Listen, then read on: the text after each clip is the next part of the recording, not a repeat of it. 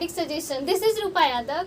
तो फ्रेंड, जिन्होंने पहले मेरे चैनल को सब्सक्राइब नहीं किया है वो मेरे चैनल को सब्सक्राइब कर लें और साथ ही बेल नोटिफिकेशन को ऑन कर लें ताकि मेरी नई वीडियो की अपडेट सबसे पहले आपको मिल सके। तो मैं आज इस वीडियो में आपको निमोनिया जो एक डिजीज़ है, ये ज़्यादातर बच्चों में होने वाली डिजीज़ है, तो मैं आज इसके बारे में आपको डिटेल से बताऊंगी। तो निमोनिया जो है ये वायरस, बैक्टीरिया, फंगस और पैरासाइट्स की वजह से ये होने वाला रोग है। तो ये जब हम सांस के थ्रू ये फेफड़ा में पहुंचकर ये इन्फेक्टेड उस एरिया को कर देती है और ये स्ट्रेप्टोकोकस बैक्टीरिया के कारण ये होता है और इससे अधिक फैलने का कारण बनता है। क्योंकि बच्चे में सर्दी जुकाम जैसी चीज़ें जो लक्षण है ये बहुत जल्द हो जाना पॉसिबल रहता है और ये ठीक नहीं होने पे ये धीरे धीरे निमोनिया का रूप में ये चेंज कर लेती है। तो ठंड में जैसे कि बदलते हुए मौसम या फिर हम अपने सेहत को लेके थोड़ा मतलब गहरा असर जो पड़ता है, इससे कुछ बीमारियां इस मौसम में घात लगाए कह सकते हैं बैठे रहती है, जो हमें से जैसे ही फेवर कंडीशन मिलती है उस टाइम वो अपने रूप में आती है, जैसे कि निमोनिया। इससे बचाव के लिए या इसकी हम ट्रीटमेंट के लिए हम बदलते मौसम की वजह से सबसे ज़्यादा हम जो है वो हमारे स्वास्थ्य पर असर पड़ता है और खांसी जैसी और जुकाम जैसे जो है ये हमारे सबसे ज़्यादा हमारे स्वास्थ्य के लिए हानिकारक होता है। और साथ ही कफ जो है वो कई बार ये परेशानी का बहुत ज़्यादा बन जाता है, जिसकी वजह से हम इन्फेक्टेड हो जाते हैं या फिर एक या दो दिनों में हम अपने फेफड़ों का जो वायु गैस वाले जो होती है थैली, उसमें वो लिक्विड या फिर कुछ कफ के रूप में खांसी, बुखार, ठंड लगने जैसा या फिर सांस लेने में हमें तकलीफ होने जैसी समस्या पैदा हो जाती है। और मुख्य कारण है वायरस या फिर बैक्टीरिया। ये कुछ मेडिसिन जो है कुछ ऐसा सिचुएशन होता है कि हम कुछ मेडिसिन लेते हैं, उसके साइड इफ़ेक्ट्स की वजह से ये या फिर जन्म से या फिर इन्फेक्टेड के द्वारा ये फिर होता है। इसके बाद हम आपको बताने वाले हैं कि क्या निमोनिया का मुख्य लक्षण है और इसके रोकथाम हम कैसे करें। तो निमोनिया जो है उसका मेन लक्षण होता है कि पेशेंट में के छाती में दर्द का महसूस होना, उसमें कफ जम जाना जैसा और इसके अलावा दम फूलने लगने जैसा उसे महसूस करता है। और इस रोग में व्यक्ति को शुरू में ठंड लगती है, फिर बुखार आना स्टार्ट हो जाता है। निमोनिया होने पर व्यक्ति की आँख या फेस जो है वो रेड फ्लशेस हो जाते हैं और ऐसा लगता है कि उसे सबसे ज़्यादा प्यास लगने जैसा उसे महसूस करती है और जीभ भी गंदा नज़र आता है और साथ ही सिर में बहुत तेज दर्द रहता है। भूख भी बहुत कम लगने लगता है और छाती में जो दर्द है वो छाती का जो पोर्शन होता है वो गर्म हो जाती है और सांस लेने में उसे दिक्कतें आने लगती है और फेफड़े में कुछ ऐसा लगता है जैसे कि वो गलने लगा या फिर पसलियाँ में हमें दर्द होने जैसा महसूस करते हैं। तो ये सारी लक्षण हम आपको निमोनिया का आपको बताएं। इसके बाद ये बच्चों में सर्दी जुकाम जो होती है उसे जल्दी ठीक नहीं होने के कारण हम धीरे धीरे जो है निमोनिया में वो चेंज हो जाता है, उस फॉर्म में आ जाता है। इस रोग से हम बचने के लिए फेफड़ों में कफ या फिर जो लिक्विड पदार्थ होता है उस चीज़ जैसी जो है उसके कारण हमें सांस लेने में कठिनाई होती है। निमोनिया का सबसे बदलते हुए मौसम में होने वाला जो चेंजेस है उससे हो रही है। इसकी वजह से हमें अपने खाने पीने वाली चीज़ों में जैसे कि ठंड चीज़ें होती है उसमें हमें कंट्रोल करनी चाहिए और जो कि निमोनिया जैसे रोग को पैदा करती है।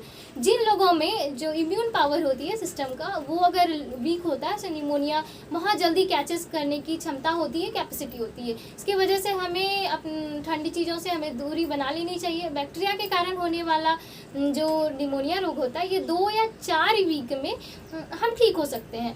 दूसरी ओर अगर वायरल से निमोनिया अगर हो रही है तो उससे हमें समय लग सकता है और निमोनिया होने से पेशेंट में ज़्यादा जैसे कि हम खाना जो ले रहे हैं वो उसमें खूब पानी लेना चाहिए। निमोनिया रोगी को ऑयली, स्पाइसी या फिर जंक फूड जैसी चीज़ों से उसे अपने आप को बचाना चाहिए, दूर रखना चाहिए, जो कि बिल्कुल बंद कर देना चाहिए। निमोनिया होने की अगर आपको आशंका हो रही है कि अगर आपको आपके बच्चे में है तो आप तुरंत डॉक्टर के पास जाएं, कंसल्ट करें और डॉक्टर को बच्चे से फिजिकल टेस्ट करवा सकते हैं और उससे स्टेथोस्कोप की हेल्प से बच्चे की जो छाती में जाँच करते हैं तो जल्दी जल्दी उसे सांस लेने को बोलता है और सांस लेने से तेज़ आवाज़ आने की हमें सुनाई देती है, जो कि जैसे कि निमोनिया का ये सारी सिम्टम्स होती है। बच्चे में निमोनिया का ट्रीटमेंट के लिए हम एक्सरे जो है ये हम कराते हैं। और साथ ही निमोनिया का जो फेफड़े होता है, निमोनिया में उसमें कितना पार्ट इन्फेक्टेड है ये भी पता चलती है। और हम वैक्सीनेशन जो है वो साल में एक बार कराते हैं। और साथ ही ये इन्फ्लुएंजा टीका जो होता है उसका वैक्सीनेशन हम फ्लू के लिए या बैक्टीरियल इन्फेक्शन के लिए जो है उसके बचाव में कराते हैं। और ये जो निमोनिया है उसे बचाव करने के लिए हमें 6 महीने से अधिक जो है उम्र का कोई भी व्यक्ति को हम वैक्सीनेशन करा सकते हैं। या फिर छींक या फिर खांसी की वजह से हम अपने चेहरे को ढक के रख सकते हैं। और साथ ही किसी का जूठा जो है उसे खान पान के साथ ना करें। और इन्फेक्टेड व्यक्ति जो है उनके कपड़े या फिर रुमाल जैसी चीज़ों को हम बिल्कुल यूज़ नहीं करेंगे, उनसे बचें। और साथ ही हम कुछ खाने पीने की चीज़ जो है वो पहले से अपने हाथ को अच्छी तरह से धो लें और शरीर में पानी की कमी बिल्कुल ना होने दें।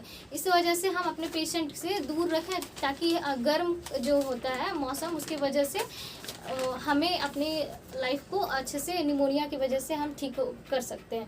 और कुछ घरेलू नुस्खे होते हैं, हम मेडिसिन तो लेते हैं, साथ ही अगर हम अपने घरेलू नुस्खे जैसे आजमा सकते हैं, जैसे कि हल्दी, काली मिर्च या फिर मेथी, अदरक जैसी जो है प्रतिदिन अगर हम यूज़ में लेते हैं तो खाद्य पदार्थ जो है वो फेफड़े के लिए बहुत ही फ़ायदेमंद होती है।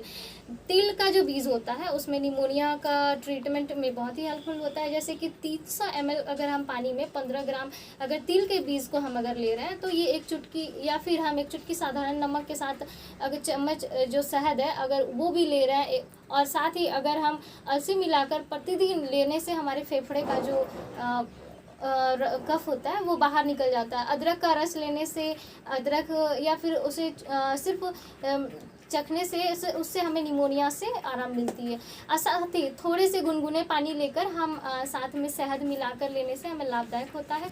रोगी का जो कमरा होना चाहिए वो हमें बिल्कुल अपना जो है वो बिल्कुल नीट क्लीन रखनी चाहिए। और साथ ही वो हॉट रूम होना चाहिए। इसके साथ उस रूम में सनलाइट्स की होनी ज़रूरी होती है क्योंकि उससे हमें सनलाइट मिलती है। और लोगों के शरीर में को अगर रोगी के शरीर को अगर हम गर्म रखने और विशेषकर हम कोशिश करें कि उनकी जो छाती और पैर जो है वो हमेशा गर्म रखने की कोशिश करें। तुलसी का इस्तेमाल जो है ये हम बिल्कुल आपको सलाह देंगे कि निमोनिया से राहत दिलाने के लिए हेल्पफुल होता है। तुलसी कोई कुछ ताज़े पत्ते जो होते हैं उसके एक चुटकी काली मिर्च मिलाकर अगर हम ले रहे हैं तो वो हमें हर 6 घंटा के बाद पेशेंट को दे सकते हैं ताकि पेशेंट बार बार लेने से उसे आराम मिल सके। तो आज मैं इस वीडियो में आपको बताई हूँ निमोनिया से संबंधित कुछ बीमारी जो कि आप अगर इन चीज़ों को अपने लाइफ में सेवन करें तो आप देख सकते हैं कि इसका क्या प्रभाव पड़ता है। तो आज के लिए इतना ही, धन्यवाद।